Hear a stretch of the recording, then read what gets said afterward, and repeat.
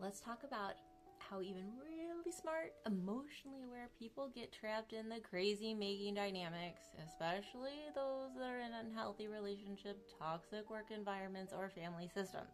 And spoiler alert, it's not because you are weak. It's because you're trying to be reasonable in a situation that runs on anything but reason.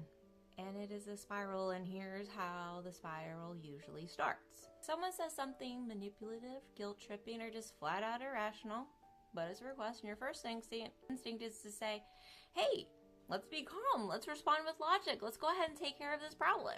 And you try to solve the problem.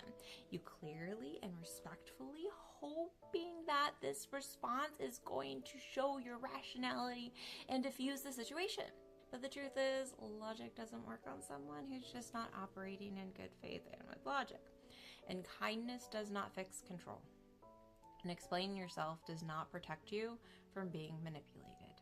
The real move, learn to spot the first step of the spiral and then use that moment to think, wait, this doesn't make sense.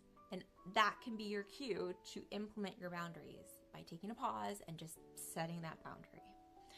But all your efforts, instead of them improving the person before they escalate, all it does is make it worse. And eventually, you're so caught up in their dysfunction that you look like you're the problem. So instead of trying to solve their problem, try one of these responses. When you start noticing that things are a little off, you can say, wait, that's outside my role right now.